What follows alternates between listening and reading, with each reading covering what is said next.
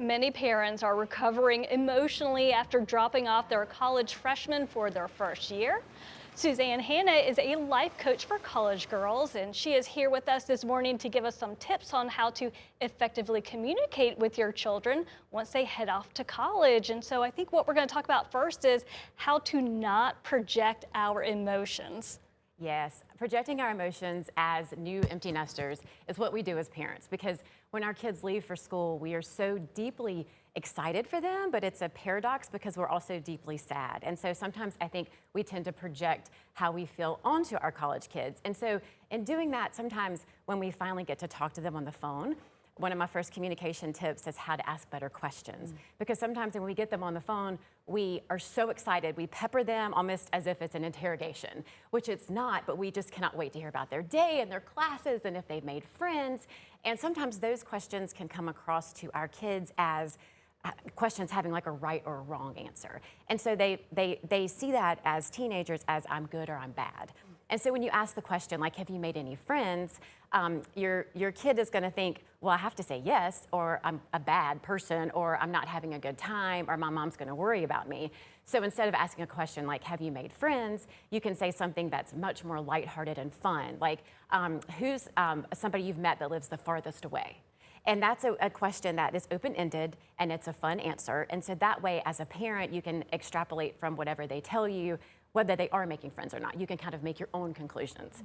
And another question we ask are like, how are your grades? Because we really want to know, we're paying tuition, right? Like we want to know how they're doing. And so when we say, how are your grades? They think there's a right or wrong answer. And so they'll either lie and say, oh, they're great. I did great on that bio exam. Or they'll just feel like they are responsible for our emotions. So instead of saying, how are your grades? You can say, what's a class that you're taking right now that you would recommend to one of your friends? And then that way they'll tell you about the class that they like.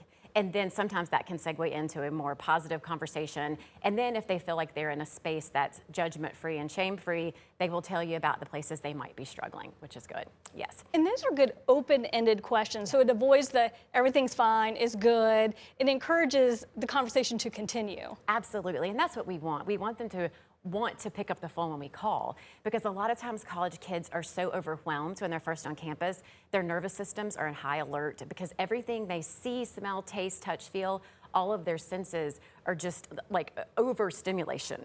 They're just overstimulated. And so when they're in that space, they tend to respond to us in ways that aren't typical, and they sometimes can come across as crabby, or they can be emotional, or they can say the dreaded, Mom, I hate it here.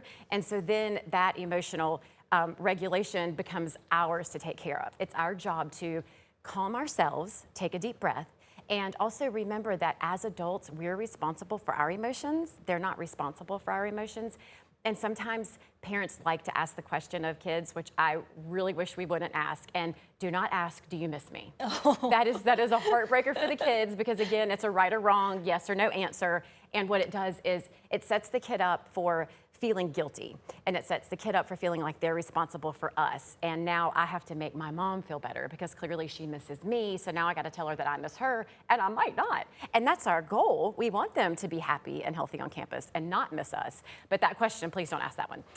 But you have a suggestion of what parents can do when they're tempted to ask maybe the wrong question. Yes, and the temptation is so there because we have our phones. And when you're an empty nester, everywhere you look, you are reminded of your kid and you miss them desperately. I'm there, I understand. And so when you think of your kid, instead of grabbing your phone, you can do what I call hold your thumbs. So you literally put your phone down and just hold your thumbs just like this.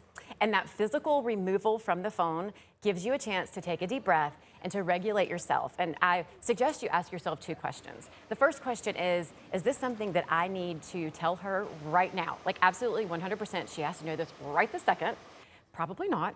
And the second question is this going to do, or is this going to make things worse for her?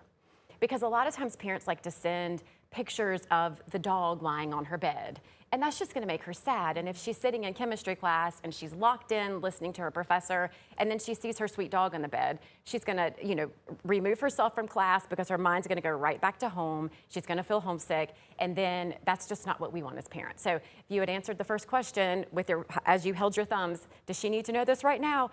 No, she doesn't. Like, you can show her that picture later this evening when you're on the phone together.